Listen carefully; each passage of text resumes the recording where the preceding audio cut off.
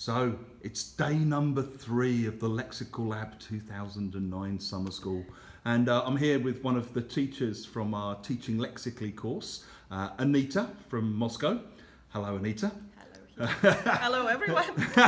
And Anita, just tell us a little bit about your own teaching context, who you teach and what you do back home in Russia. Yeah, hello everyone again. I'm Anita from Moscow. I'm self-employed and I work with adults, individual lessons, one-to-one and groups sometimes. When you do the one-to-ones, is it mainly face-to-face or is it? Yeah, it's face-to-face. It's all face-to-face. I'm 100% offline now. Oh, what a luxurious position to Yes, find yourself yes, in. it is. And from the Teaching Lexically course that we've been doing, what have you found most relevant or most useful so far? I realise that's a leading question because I'm assuming that there has been something, and feel free to say nothing if that's the case. But have you found anything on our course so far relevant to your own teaching or your own context? What's most connected with you? Obviously, I mean, it's not my first time. It's my 5th time with the Lexical Lab team. I think I had attended 9 days of seminars before coming here. You must be thoroughly sick of us. I'm a groupie. You don't want to tell people that. I anyway, let them know. I know what I know what I'm looking for, and I would say there are some things I wanted to brush up on, and the most useful thing for now, exactly the thing I think I came for, was yesterday with Andrew about asking questions, because when you introduce vocabulary and you want to stop asking like the CCQs, the concept CELTA, questions, the CELTA those kind ways. of closed yes/no questions. And so when you ask them in a different way, and so there are so many ways to do that. Could you give an example?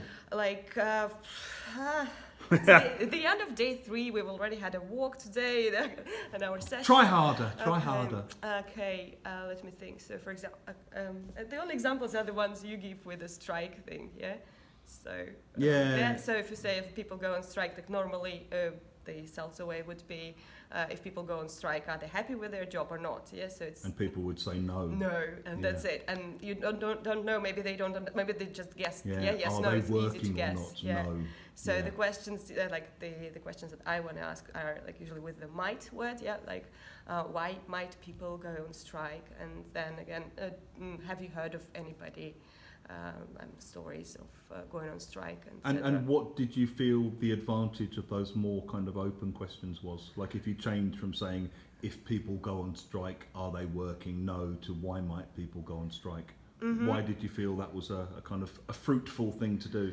In so many ways. Like for example, when you have one-to-one lessons, it actually it makes the vocabulary work like a speaking activity, and it adds to vocabulary again and again. So it's a meaningful introduction of new vocab, and again it's real concept checking questions, because you can hear from the answers if people understand or don't understand the concept itself. And it gives you ways to explore and maybe add more vocabulary to that. So it's kind of like endless thing. Yeah, I mean, it's interesting you said that it kind of makes the vocabulary into a speaking activity, because I think one of the things I often found frustrating when I started teaching was I'd do a reading text and the students would say the topic's not interesting for me, and therefore I would think there was nothing of value in the reading text.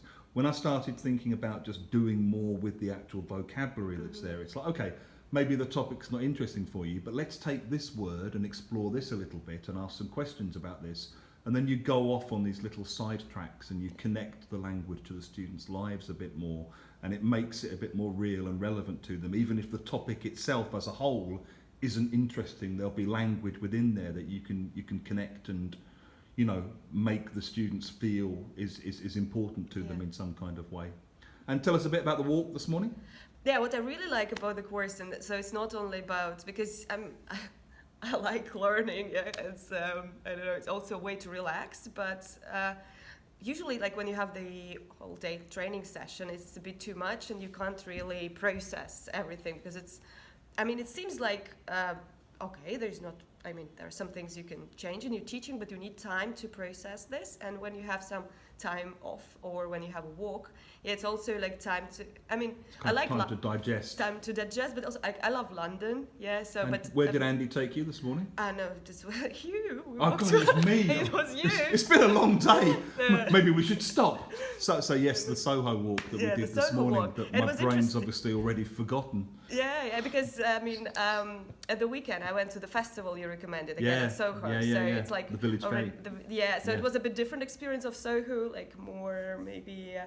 The community way, the modern community, and he told us about the way it used to be.